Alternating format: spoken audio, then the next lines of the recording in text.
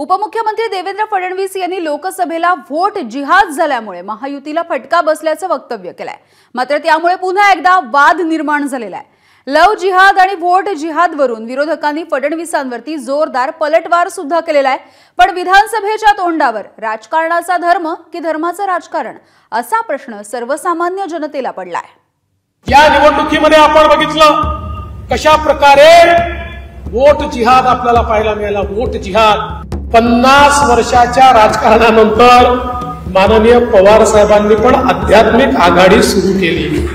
आधी व्होट जिहाद, मग लव जिहाद आणि नंतर पवारांनी सुरू केलेलं देवदर्शन। देवेंद्र फडणवीसांनी हिंदुत्वाचा हुंकार भरत आरोपांच्या चाबकाचे हे 3 फटकारे मारले आणि वादाचा नवा अध्याय सुरू झाला। लोकसभेला महायुतीला जो अपयशाचा चटका बसला त्यामागे व्होट जिहाद होता असा दावा फडणवीसांनी केलाय।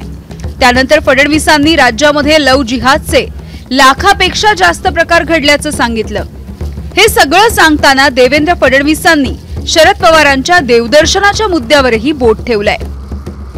आज आपण पाहतोय या निवडणुकीमध्ये आपण बघितलं कशा प्रकारे व्होट जिहाद आपल्याला पाहायला मिळाला। व्होट जिहाद निवडणुकीतली हार जीत महत्वाची नाही, कधी हा पक्ष जिंकेल कधी तो पक्ष जिंकेल, पण काही लोकांचा आत्मविश्वास एवढा वाढलाय, त्यांना असं वाटतंय आमची संख्या कमी असली तरी आम्ही संघटित मतदान करून या ठिकाणी हिंदुत्ववाद्यांना पराभूत करू शकतो।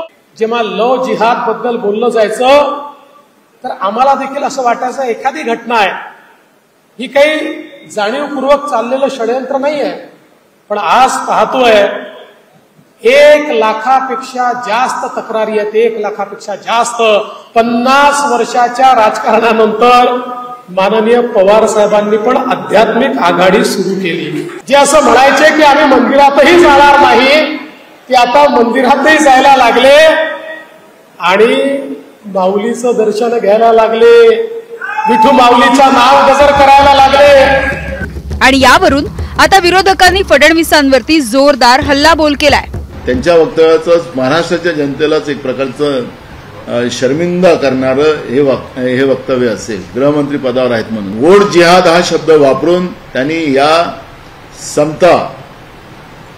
समतेचं समर्थन करणाऱ्या महाराष्ट्राचं अपमान करण्याचं काम जे केलेलं आहे त्यांनी यांनी जाहीर माफी मागावी, ही भूमिका काँग्रेस पक्षाची आहे। जे मुसलमानाच्या मतदाराला जर लव जिहाद मतदान म्हणत असतील, व्होट जिहाद म्हणत असतील, तर तुम्ही वेगळं काय करताय?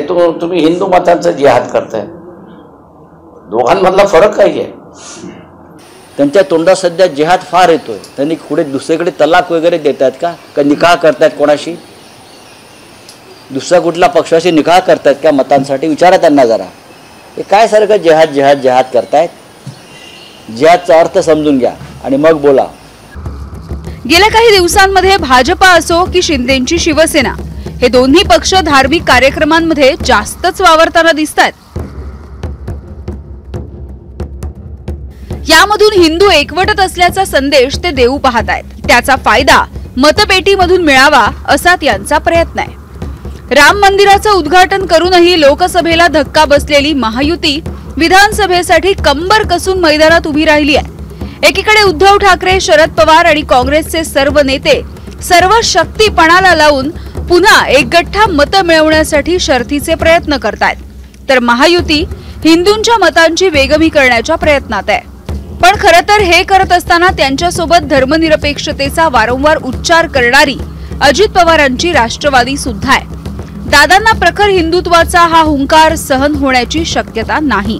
त्यामुळे निवडणुकीच्या तोंडावर भाजप आणि शिंदेची शिवसेना हिंदुत्वाच्या मुद्द्यावर वातावरण तापवत असताना दादा काय करणार हाच प्रश्न आहे। अक्षय भाटकर, एबीपी माझा, मुंबई। एबीपी माझा, उघडा डोळे बघा नीट।